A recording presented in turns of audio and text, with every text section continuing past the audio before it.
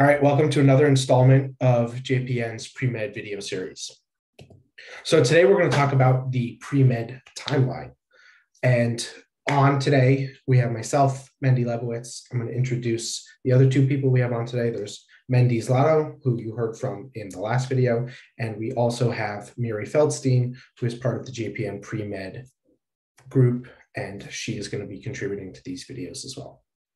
So today we're going to address some important questions. So when should you be taking your courses and doing your extracurriculars? And for specifics about those courses and those extracurriculars, you can look at other videos. Should I take a gap year? When should I take that? When should I study for the MCAT? And when should I take the MCAT? And we'll have specific MCAT videos coming up, but this is just about the timing. And when should I apply to medical school? All right, so the main thing is to stay organized, like everything about being a pre-med, right? Stay organized, but here are some key things to keep in mind. So know how much pre-med and degree coursework you have left. When did you guys, either Mendy or Miri, you can pipe in. When did you guys say, okay, you know what, it's time to make a plan.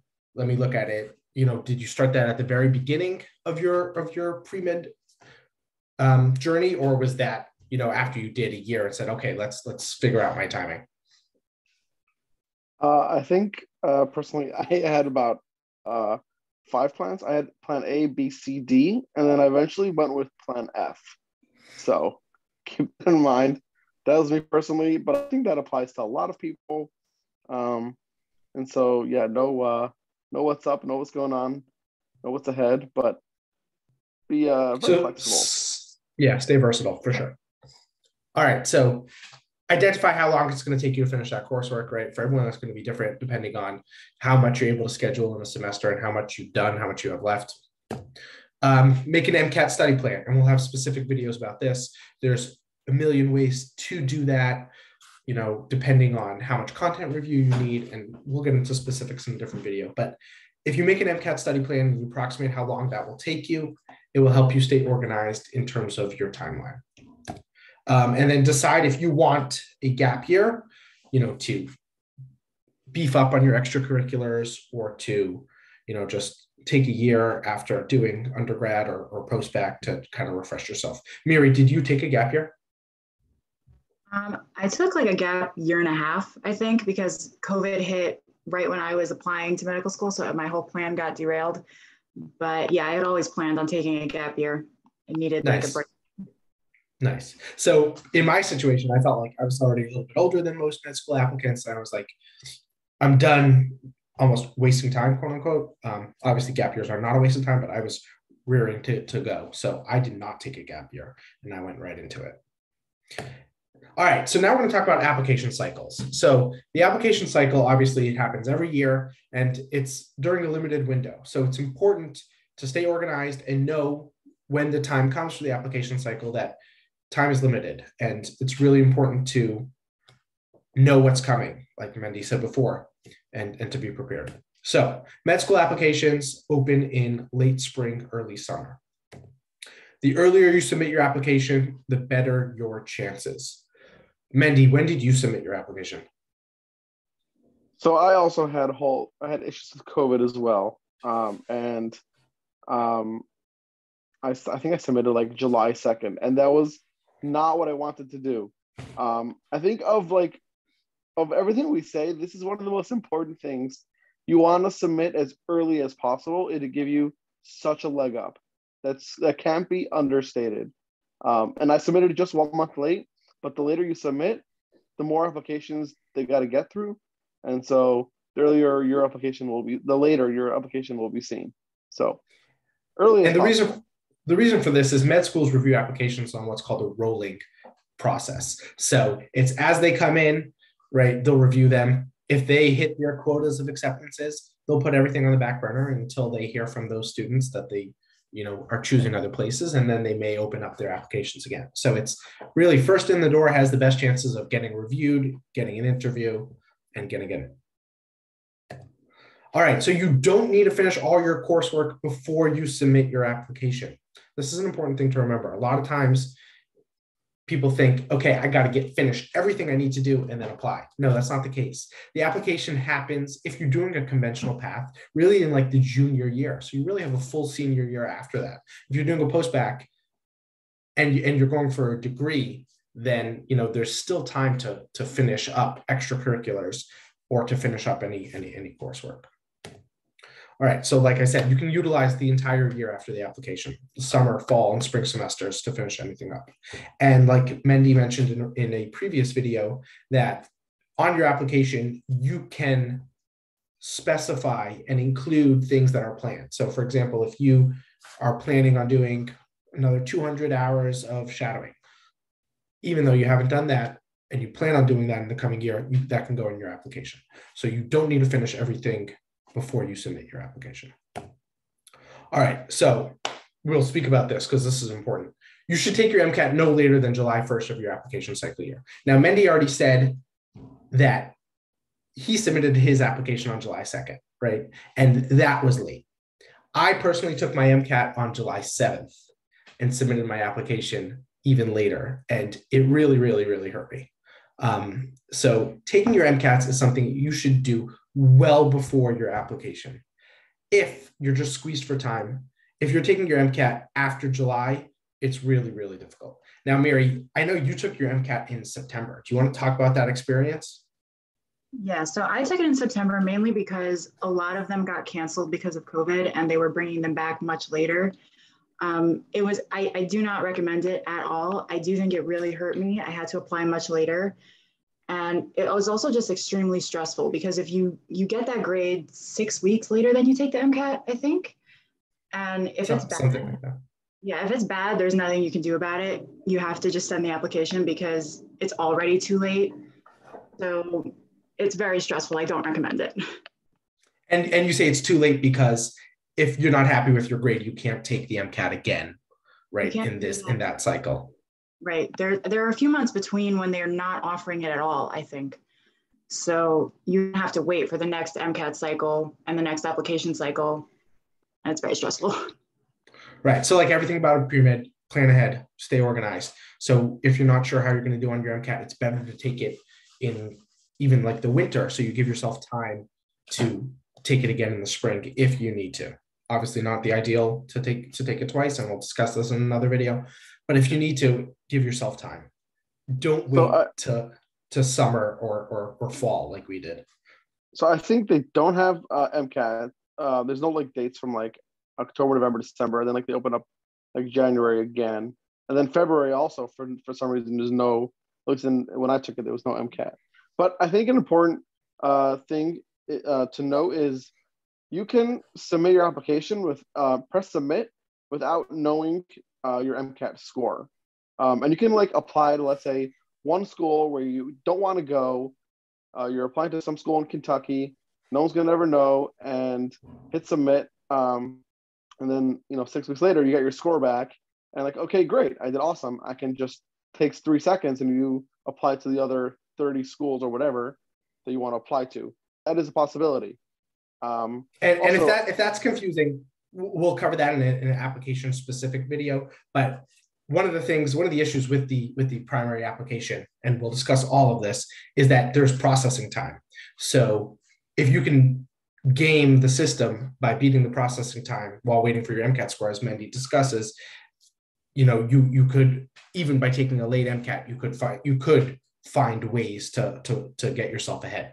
That is probably beyond the scope of this video, and we will address those JPN specific tips, but there are ways to do it. So Mendy's point is that even if you have to take it late, don't worry about it.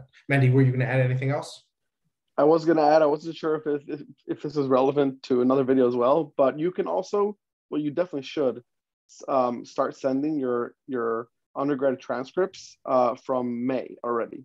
Like it takes a month plus, especially if they're like paper transcripts. And if you went to some obscure yeshiva, or seminary where you're sending your transcripts from, it takes a while, snail mail and all. So send them way early. And we'll discuss everything what that means, sending transcripts and the processing times for that. But the point is, be as prepared as you can, be as organized as you can, and we'll teach you all the tricks that you need to get ahead of the system almost, so that you can beat the timing delays that a lot of us with yeshiva and seminary experience have to put up with. All right, and the earlier the better, right? Because your application can be submitted, but it's incomplete without your MCAT scores. So obviously you want med schools to see what your MCAT score is, especially if you do well, because otherwise a lot of times they might not review it until you have your MCAT score. All right, so applications, and we'll cover this extensively, just to give a quick overview. There's primary applications, secondary applications. There's other requirements like Casper, and we'll cover all those, but they can take from start to finish up to 6 months to complete for MD programs. Mary, you're in a DO program. Is the timing different? I don't think so. I know the applications are open a little bit longer. But yeah, they have the primary, the secondary, some of them need Casper. It takes a long time. Right. So just plan for it to be, a process that you're not just done with in like 3 days. All right. And the interview season for MD programs is roughly October, February. Some people go a little bit later in the spring. Some people maybe start a little bit earlier in the fall, but this is the time that you're going to be on, and, super important time for your med school application. All right. And it's better to take an extra year or two, or however long you need to make sure you're ready for the application cycle than to rush it. If you look at, and we'll cover this in another video, the MSAR, if you look at the average age of a med school matriculant, it's going up and up every year. People are taking more time in between their undergrad or post-bac experiences to go to medical school. So don't ever feel like, I'm going to be behind by taking an extra year. For me personally, I felt that way because A, that's my personality, and B, I didn't want to fill the time with anything else. I was ready to go. But if you feel like you're not ready to go, it's really, really good to take an extra year. Like Mary said that she took like 1.5 years. All right, now we're just going to show you a quick example of what a timeline could look like when you're applying to medical school. And this is one without a gap year, and then we'll show you one with a gap year. So this is for someone who started or is continuing their pre-med experience in fall of 2021 and is aiming to go to medical school in fall of 2024. So they do their pre-med, their extracurriculars, all the way until spring of, let's say, their junior year, or if you're doing a post-bac, right, for a couple of years, while mixing in MCAT prep and then taking the MCATs in early spring. And this is really, like, again, some of the latest that we recommend. Early spring to midsummer is really, really late, but this is a sample timeline, and I use this because this was my timeline. And then you do the primaries for about a month, however long it takes you, 6 weeks processing time.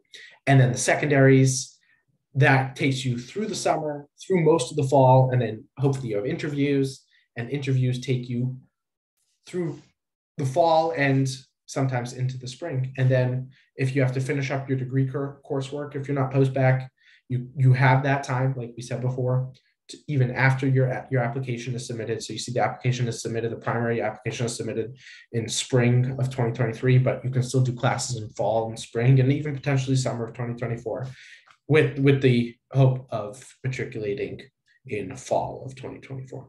And here's an example of a timeline with a gap year. So this person is in their pre-med experience in fall 2021. They graduate their undergrad in summer of 2023, and then they start MCAT prep, and they take the MCAT, and they have a whole year of doing extracurriculars. It could be traveling, it could be things to strengthen your application.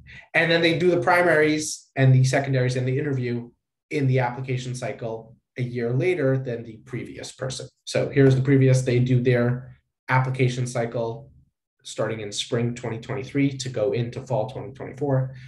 This person with the gap year does it in spring 2024 to go in fall 2025. And you can see this may seem a little less stressful, right?